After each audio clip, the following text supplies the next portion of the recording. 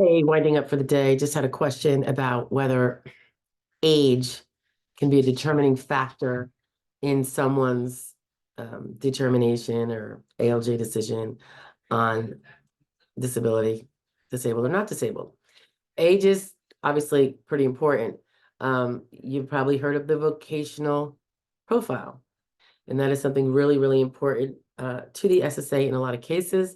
Um, First, generally, they find out, however, can you do your other work based on your impairments? If you can still do your work based on your impairments, or they find you can, then in prior work, and as you know from other videos, that's 15 years of what have you done in the last 15 years that was of SJ nature.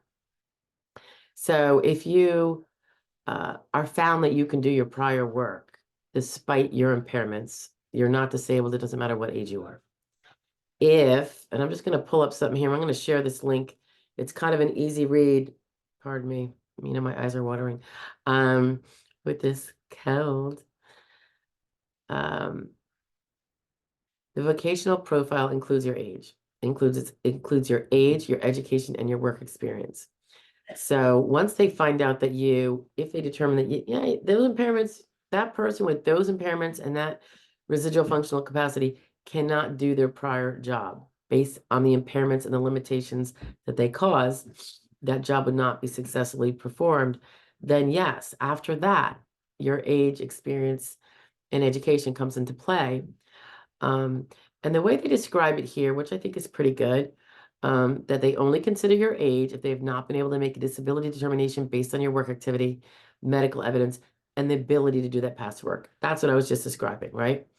And they go on to say that advancing age can be an increasingly limiting factor in your ability to adjust to other work. And that's where you get those grids in.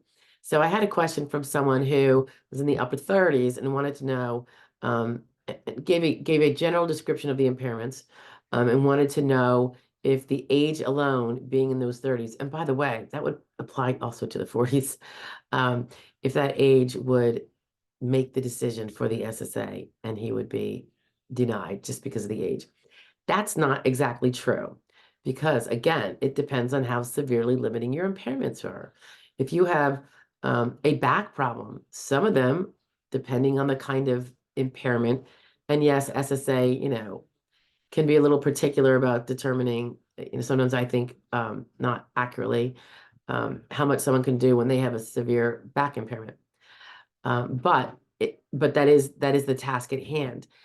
You can have a severe impairment that prevents you not only from your old work and any other work when you're under 50. And we argue that the SSA kind of purportedly says that the grids would not really apply. So when that happens, um, they can award for someone who's 30s, 40s, 20s. I mean, we do have them quite often. They're not there has to be a really, really strong showing though, not your garden variety, um, not your garden variety backache, of course. So going back to this link here, they the SSA points out that it's especially true when advancing age, and again, that's not going to be 39, that's like upper 50s and 60. When advancing age is combined with lower levels of education and an unskilled or no work background. We consider your age as well as your education and work background, and we determine whether you can adjust to other work in spite of your severe impairment. So basically, they're going to look to see, can that person do a lower exertional level, even though they couldn't do the higher one that was in their past work. But that's where the grids come in, because if a person is unskilled, and they mentioned lower skilled, that's where the grids help the most. The blue collar, that's not considered high skilled, high mental skill blue collar, can be helped by the grids because more of them will apply to render the person, awardable, because of the theory that it's more difficult as we get older to adjust to other work that is not particularly the same work we used to do.